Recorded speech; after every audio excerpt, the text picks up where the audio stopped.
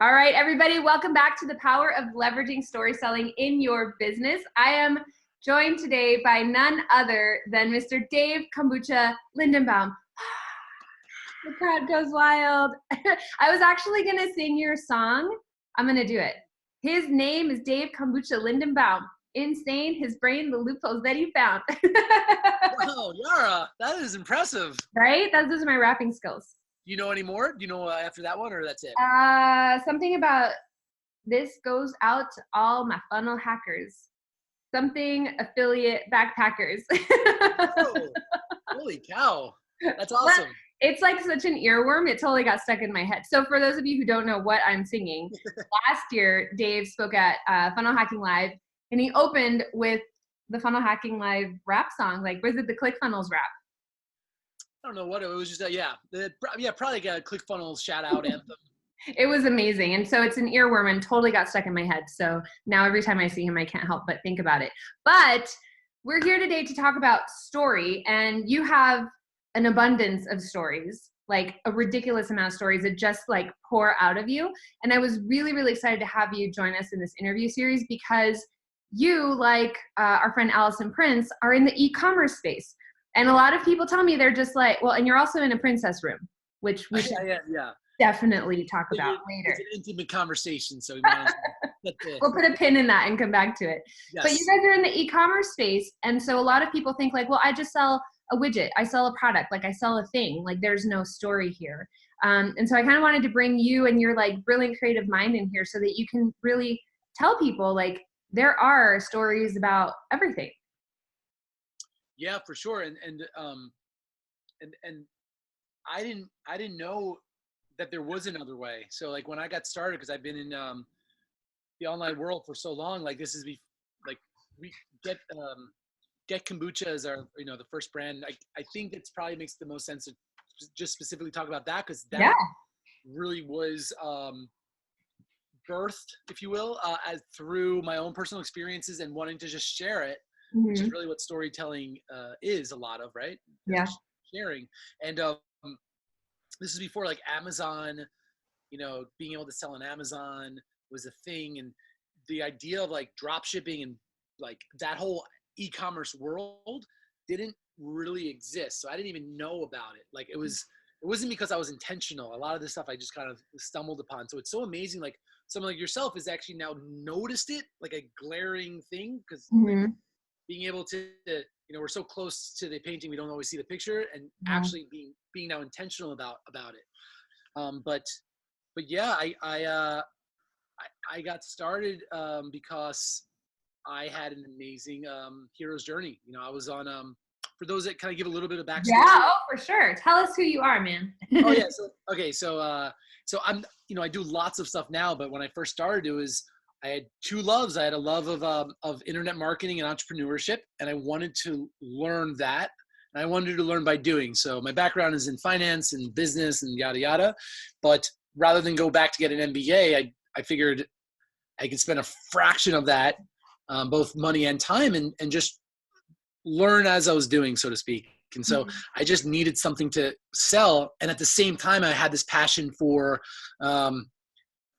alternative hippie wellness, let's say, right? I'm from New York. I moved out to Los Angeles, and I got involved like in all these other alternative stuff and doing yoga. And one of the things was discovering this probiotic beverage called kombucha. And at the time I was on all these like acid reflux medicines, Prilosec, Nexium. And I drank kombucha, and I had the best poop of my life. Like, I don't know how else to say that. It was amazing. It was glorious. Like, it was really good. And the other thing was the day went by and I didn't have reflux. And like, this is gross, but people with acid reflux know this. Like, I didn't throw up in my mouth. It was, and I'm so used to that. Like, it's crazy when you have like a chronic thing that you just accept, And I thought it was a fluke. And the next day I had bought a kombucha, and the same thing happened. Amazing poop, no acid reflux, right? And did that for a week or two. And that was it. I got rid of all my acid reflux medicine. And I became such a fan of this drink.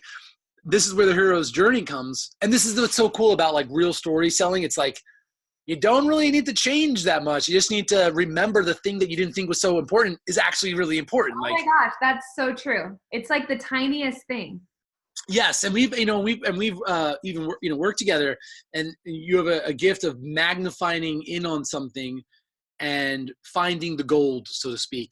And that's the thing. Our stories are so close to us ourselves. We don't even realize they're even stories. Maybe we don't even think about that.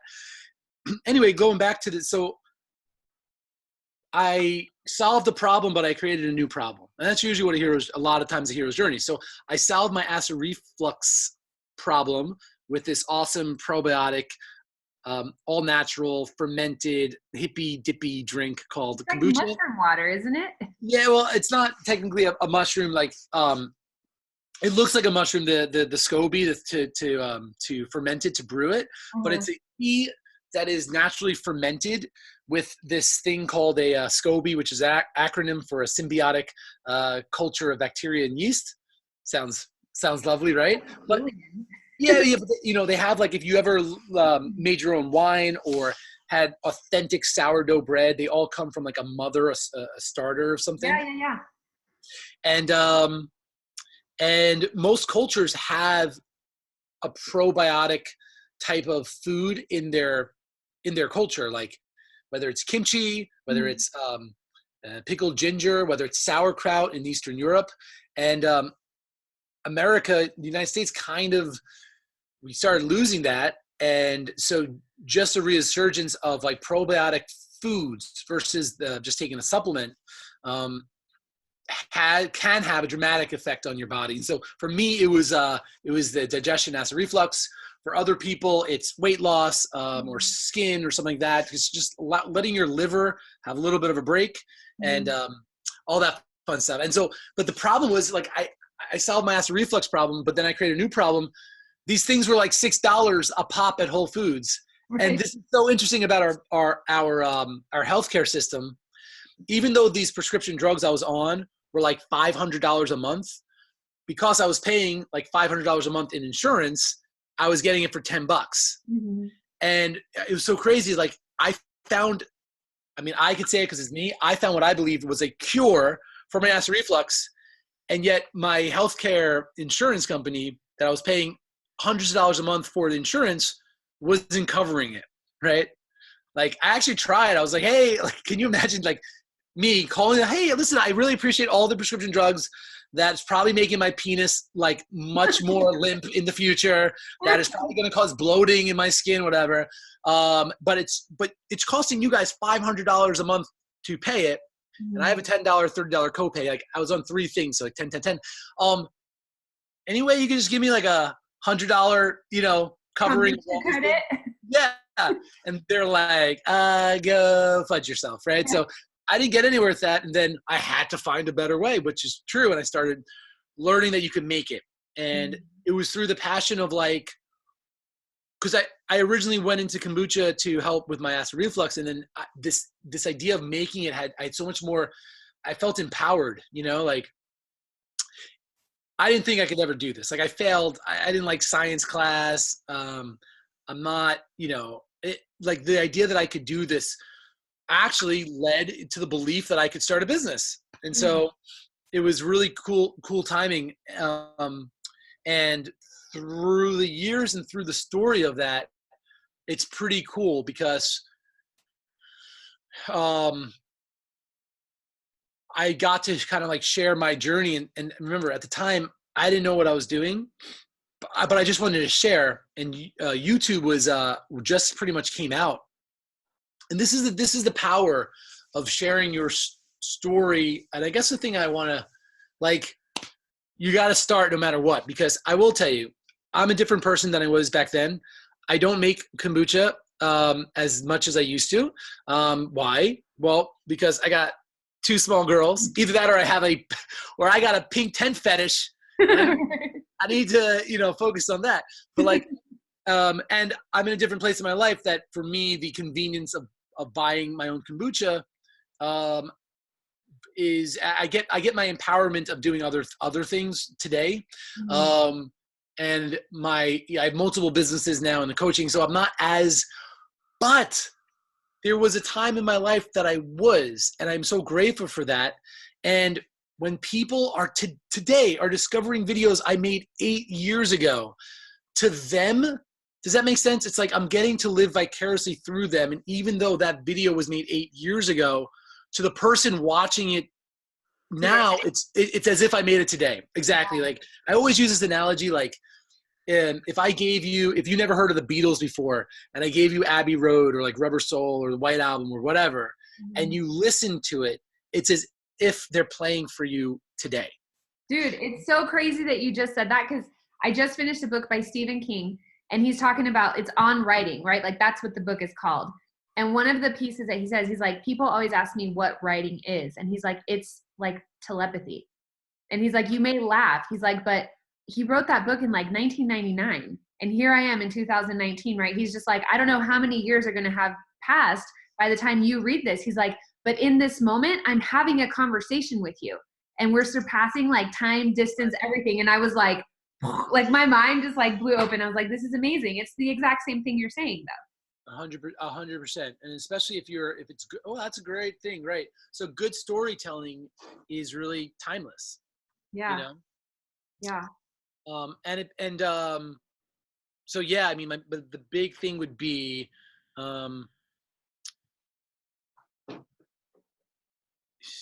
like business is hard, takes time.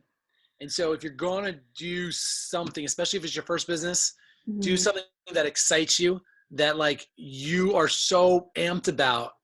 Because remember, like this stuff will work regardless, but it's going to be a lot more difficult to kind of keep going. Yeah. If you're not passionate about something, and your passion will project. I do believe that. Like even in copy, but for sure on video and stuff like that. Like I look back at some of the videos I made, and they were horrible. They weren't like edited well. This was like when remember those flip cams? Remember those flip cameras? Like, it was like the most amazing piece of technology. And looking back, it's like, and so, but the authenticity, I think, and for me, like you were talking about those 4 E's. What were those 4 E's again? Engage, educate, entertain, and empower. And it's crazy because I was doing those things. I'm sure if I go back to those videos, I were hitting those 4 things, but I wasn't necessarily consciously aware of it. So to have a framework around it is awesome. It's so awesome. And I do tend to, I would say another E would be enthusiasm. Yeah. So for me, like enthusiasm and energy, and I don't know, I understand there's introverts and extroverts in this world, but when you're jazzed about something, what's that? It's contagious. Yeah, it's contagious. And that excitement, enthusiasm, energy, like those 3 E's, those are like kind of like, they're kind of like meta E's almost, because they could pour on top of the entertaining, the engaging, and because it just takes it to another level. Yeah.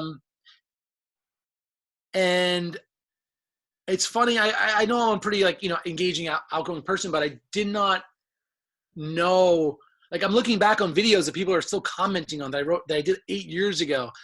And it's really cool to see like, oh, I was, had apprehensions, but you're so enthusiastic, or wow, man, I'm excited to make. And so a lot of times too, again, might be more on video than an actual like copy, but I think in copy too, copy has these energies and engagement and stuff. Completely. Right? Like that people see that. People really pick up on that.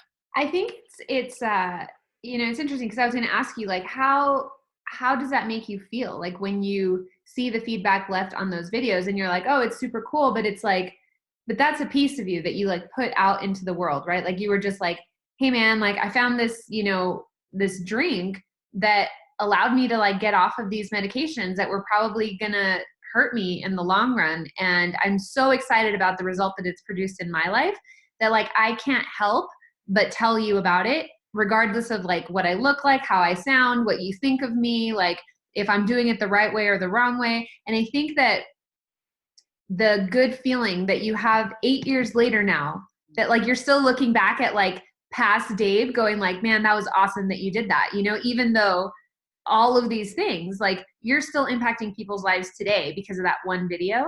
And Yeah. I think that that's where a lot of people get caught up because like we're so focused on ourselves, right? Like, how are we going to look? Are we going to sound right? Are we going to do it right? Are we going to say it right? Like, are they going to like us? Are they not going to like us? Is it the right story? Is it the wrong story, right? Do I have the golden nugget or not? And it's like, how, I don't know if this was like difficult for you to share at all or not, or if you were just like, I have to scream this from the mountaintops. But I find that a lot of people have a really hard time putting themselves out there like that. Like, what would you say to somebody that's in that spot?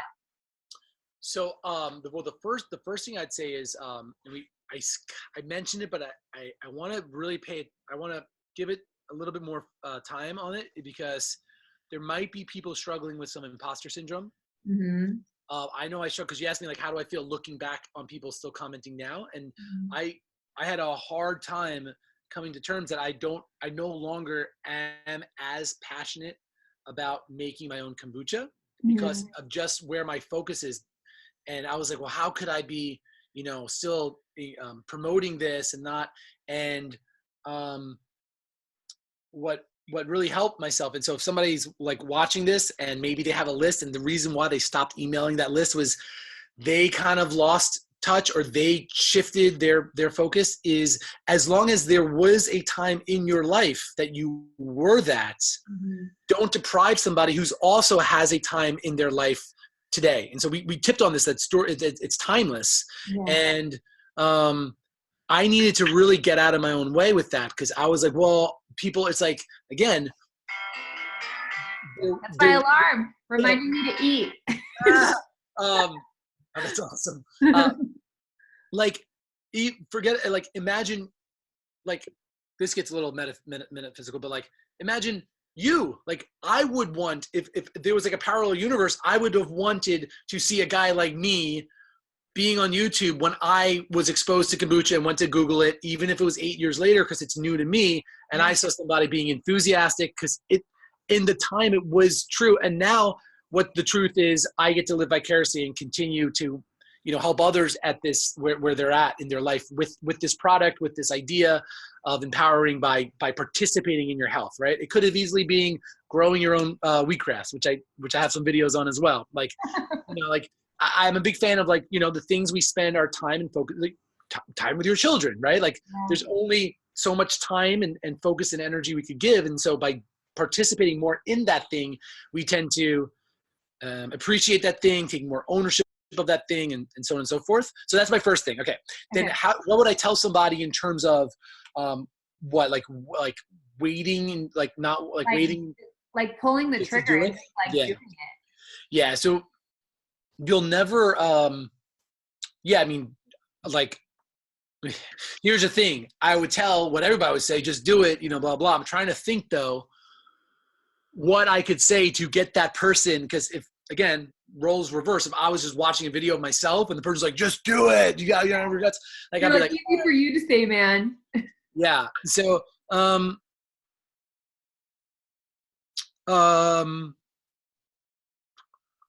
I would say that you could start off, again, if you want to dip your toes in, doing these videos, and don't even put them live. Just have them for yourself to remind yourself of your day-to-day progress. Reframe it as this is a living journal.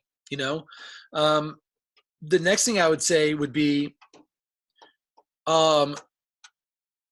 observe yourself. So throughout the day or the week or the month, if you reflect back, was there a video of somebody that you watched that wasn't very well produced, that the person was a little nervous, that didn't have the best lighting, and did you get value out of it still? And does that make sense? Like, there's the emotional side, and I'm an emotional guy, so like it's easy to be like, just do it. But sometimes the emotional people, we're outwardly emotional, but internalized, we have got too much thoughts going on. It's not thinking, it's thoughts. And so for that person, I would say, well, then let's look at it logically. And logically, if you reflect on your day, week, or month, or year even, and literally note it, is there ever a time where you saw a video that could have been judged as whatever, and you got massive value, whether the value was you made more money, whether you had a different epiphany shift on how you believe, whatever it was. And then I would actually then, if you want to get, again, more like scientific, I would then say, actually not whatever it was, I'd say, what was it? And then have that person write down what exactly was. And chances are it's the very thing that you're struggling with, which probably most likely is going to be one of three things. It's like even though it didn't have good lighting, even though the person stuttered, even though the person looked off camera and the eyes were shifty, the content was so stinking good because you told me that there's a right click Control C on my keyboard, and now instead of doing 5 different things, it's a shortcut, and it just saved me over the course of a month 30 minutes of my time. And it took me 1 minute to ingest that information, and I'm saving 30 minutes. Amazing. That's one. So in terms of, it's all about the actual content, okay? And or 2, that the person was vulnerable. And I appreciated that because whoosh, we connect to so many things that's not the content, but more of what the feeling was, what the authenticity was. And chances are that is the thing that's holding you back. And here we are. If you, again, I'm not playing feelings. Like if you actually become a detective and matlock the heck out of this thing and go back and say, okay, let's see. And then what was that thing? And you get logical on it.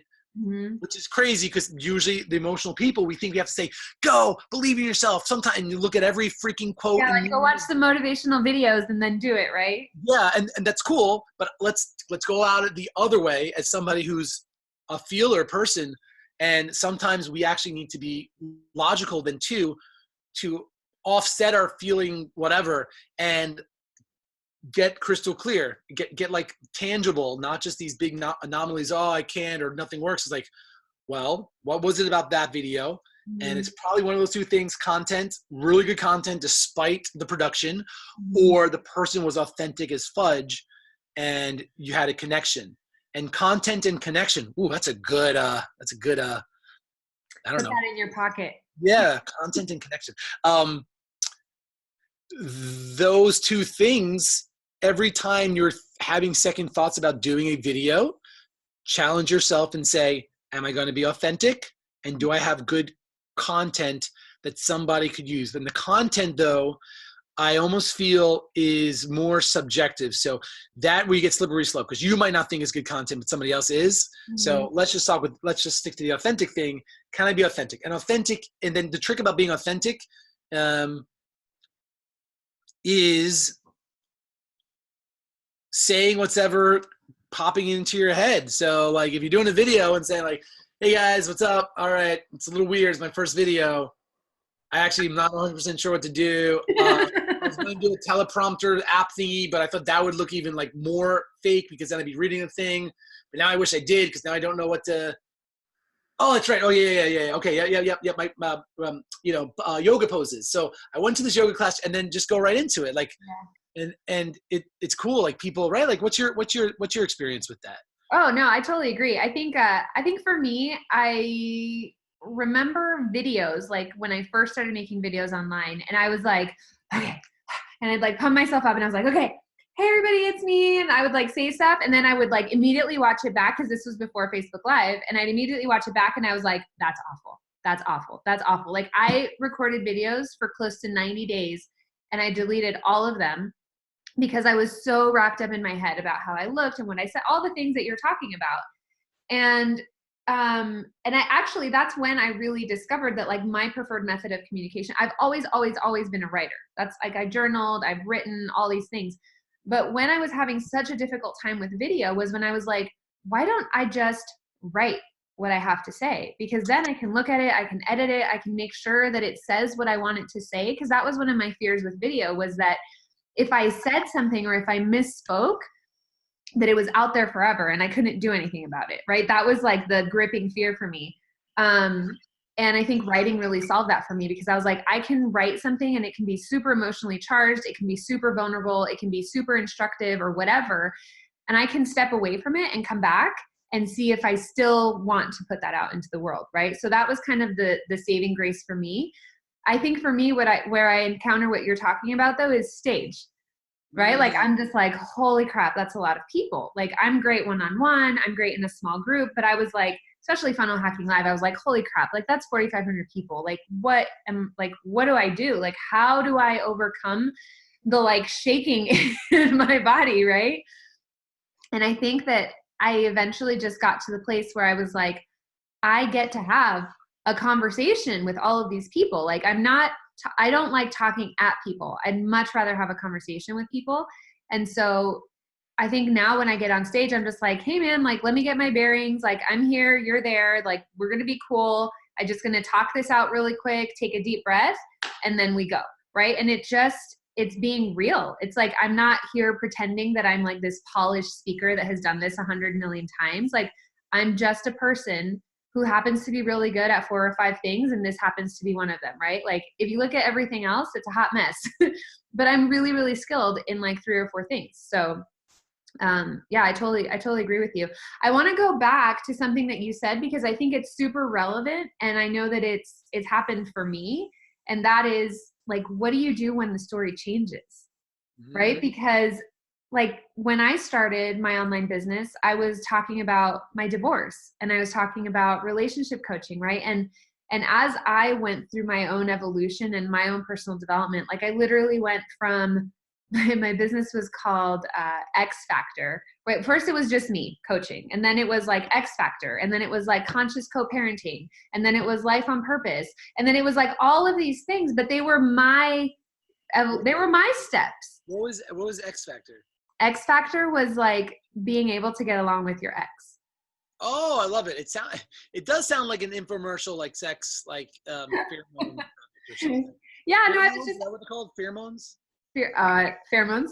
Pheromones. Yeah, but I was literally first I was trying to figure out how I was going to make money. So I was just like, okay, I'm going to be Yada Golden like life coach. And then I was like, well, actually, I'm trying to figure out how to get along with my ex-husband and not like kill ourselves in the process. So I was like, now I'm X Factor. And then I was talking about like co-parenting and like moving across the country and how are you doing that? And that was a conversation that was happening with my audience, right? And so I kept shifting the story, and it worked until last year when I started writing, and when I started writing for different companies.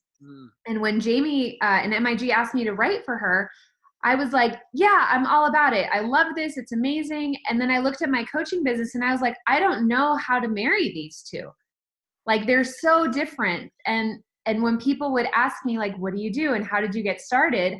I would go back to the divorce story, but I was like, this doesn't fit anymore. Like, this isn't my story anymore, even though it was, right? Like, it's a part of the story, but it's like, where do you start? And so as someone who's written a lot and like talked a lot and like put stuff out there and put myself out there for a long time, I had like almost like an identity crisis, because I was like, well, I don't know where to start telling my story now. And I'm the freaking storyteller. Like, what do I do? And so when you said, I don't make my own kombucha anymore, and I have this like imposter syndrome, I feel like it's a symptom of the same thing, right? Where you're just like, well, I moved on, and that still exists. It's still true, but I don't know that that's necessarily like part of what you talk about now. Does that make sense? It does. I think I'm still trying to work it out. So I have no easy transition for me talking about it with the forward thinking audience that I'm now serving, which is more of like consulting and coaching other businesses and people and all that stuff. Because it's an amazing, it actually adds to my credibility. Like, hey, I actually like out of thin air created, a multi-million-dollar company, not by buying something in China and putting a sticker on it, but actually making it in my shady apartment for the first 5 years to get off the ground, and then another 5 years to get it to those numbers, and now finally to move on. So it shows like I actually paid my dues, because in my space and our space with coaching and stuff, there's real deserved imposter syndromes of people just doing it without actually doing it, right? And so it's actually been leverage for me to say like, yeah, dude, like I'm selling an Amazon course, but guess what? I actually talk about my own products, where most people selling, let's say on Amazon, they're scared, they're afraid to talk about what they do because people could just knock it off. It's really hard to knock off my stuff. Like, I wish my business upon nobody. It is really complicated. Thank God I have like partners now and teams that like are way better than I am. Like, we were talking about the 4 or 5 things. I probably do 4 or 5 things well, but like 3 of them have nothing to do with marketing or business. Like, I could like make scrambled eggs, like, you know what I mean? Yeah. Like, so, by the way, the blender, the magic bullet, blending it up first. That's that's the trick. That's a trick, I think, and a little salt, but I digress. So like, that was leverage. Now, talk like the story with the people in the kombucha, Get Kombucha, that brand, that I'm still struggling with, and I've actually stopped engaging as much as I used to, like way as much as I used to. I'm curious for you, but I'm still kind of serving that market. You had a kind of a break, right? Yeah, well, I completely shut down my coaching business, but Wait, hold on. But can we just acknowledge that you had a business on X's, and then you divorced your business? I divorced my business. I don't. Did anyone ever call that out? That's amazing. No, I totally did. But it's like I let it go, right? And but I think what the interesting thing for me, at least, is that it's all of the people that have followed me for all of these years have gone on that journey with me, and they're still following me, right? Like, they're still my Facebook friends. They're still like on my Instagram and my social. They're still on my email list.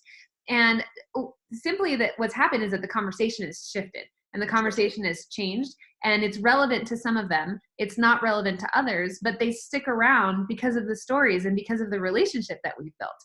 Yeah. Yeah.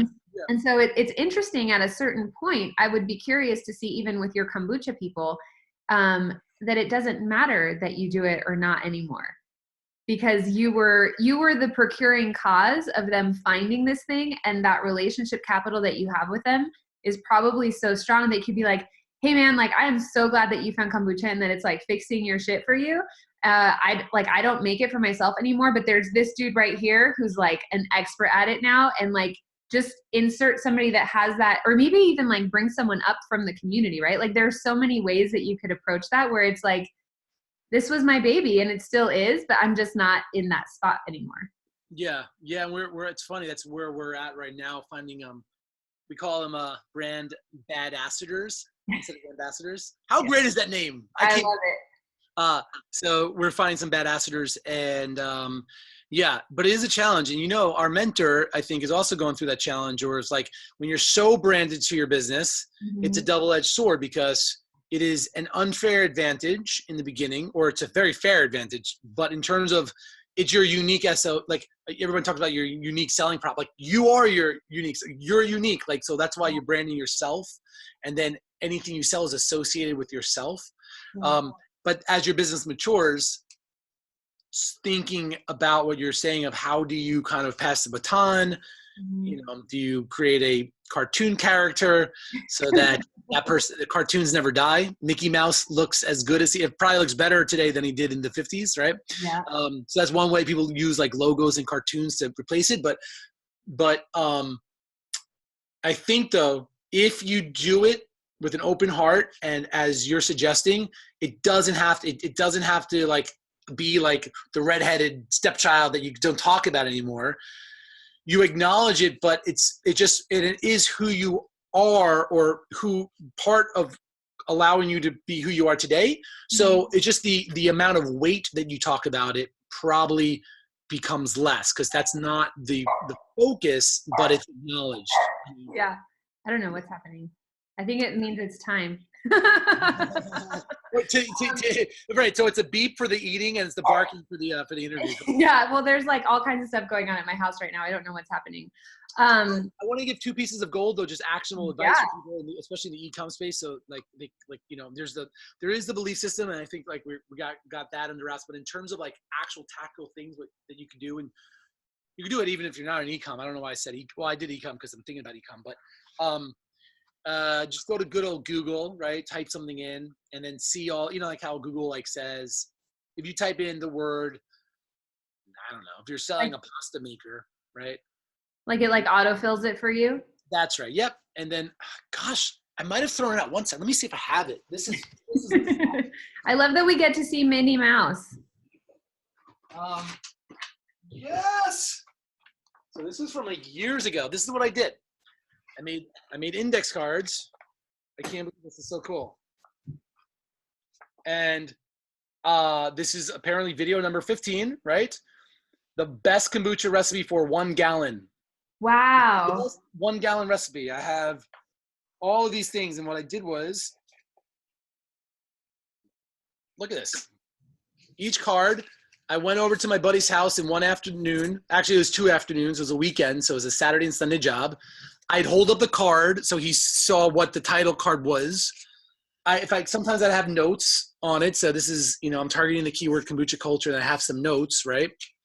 And this is kombucha mushroom, because you're saying a lot of people think it's kombucha mushroom. So I talk about that and all this stuff, right? And so I wrote out the index cards so that when I hold up on video, who's ever editing it, because we didn't even do stop, start. Right, it was just like, you just ran it, right? Because if I, take 2 or whatever it was. So the cards serve like that. But here's the thing though. Notice that they're just like bullet points, right? And this is why when you're passionate about the thing, right?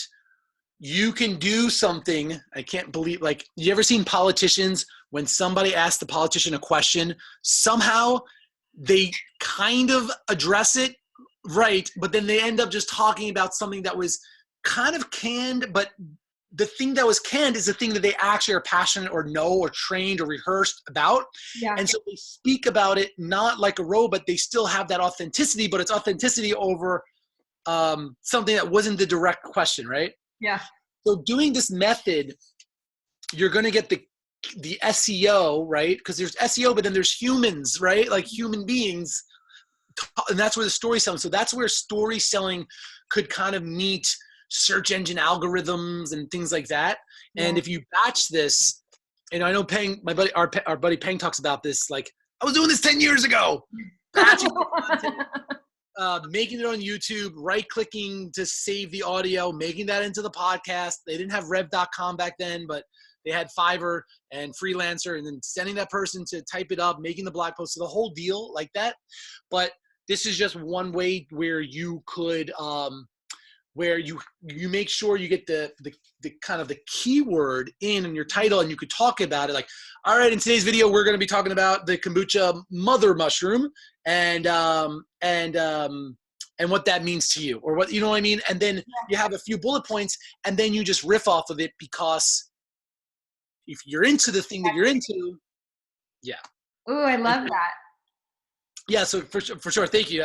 Because I wanted to at least give, like, look at, dude, this is bringing back memories. Look at all these index cards and just videos, notes. That's so amazing. Like, that's such a good idea. Like, it's so clever, just like going and being like, all right, kombucha, and like, what's popping up? Like, what are people looking for? Like, what questions are they already asking, right? Like, that's what we say with writing all the time. It's like, we have to join the conversation that's already going on in our prospect's mind, right? And so, like, when I tell a story, when I tell a vulnerable story, it's with my outcome is always, always, always for somebody at some point in the copy to think to themselves, oh my gosh, me too.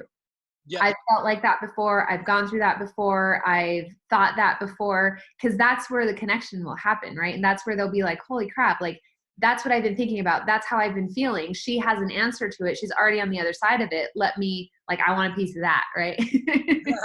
Yeah. Yes. And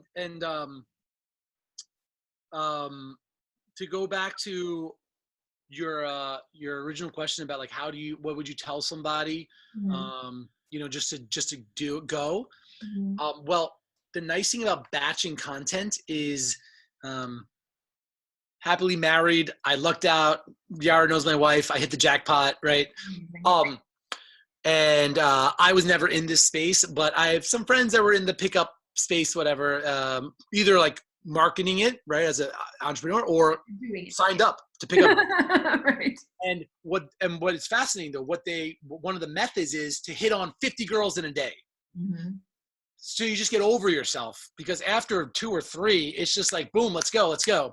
When you do 50 videos in the course of 2 days, one after the other, after the 5th one, and remember, doing it this way, the camera's constantly rolling, so there's no like stop start. You just get a cadence, you get a pace, you get used to being like, hey guys, you got 50 chances to be that. You get 50 chances to be like, see you later. You get 50 chances to smile. You get 50 chances to look more direct in the camera. You get 50, like, you just get over yourself. And so, yes, there is something amazing about doing content in the moment every day on lives and things, but kicking it off, I got to tell you, man, like, if I had to do it all over again, I would do the same thing, because you just get so much done in a small amount of time, and you just get over yourself because you just build that muscle, you know, whether it's the rejection muscle and picking up dudes or girls, or the camera ready muscle. Yeah, no, and you're so right, because I remember like my sign off used to be like, this is Yada Golden, and what did I say? This is Yada Golden reminding you to live your life on purpose, right? And so, but like that didn't come until so many videos in, right? Because it was like stumbling over your words and like looking off to the side or looking at yourself instead of looking at the camera, and just so many little things. And, you know, I think what's really cool about, because you've been focused a lot on video, which is awesome, because if like me, or if not, like I like writing, right? But if you're more of a video person, you still need to produce written content. You can have it transcribed. Like you can go off on video and just talk and rant and like say whatever it is that you need to say, transcribe it, and then see what of what you said is actually useful for you. What can you repurpose as social media captions, as long form copy? What can you like expand on, right? And be like, all right, like now I have 3 or 4 emails, or maybe you talk yourself through some sort of sequence, but it's all there. Like you've captured the nuts and bolts of it. So that's super cool. Love it. Yep. All right, Dave, this was amazing. Thank you so much for being here. I will let you get off the floor since you're stretching. Thanks for putting the pink tent in the background so we can forever make fun of you. Or be jealous. Right. That's actually what it is. We'll talk to you soon. All right. See ya. Bye.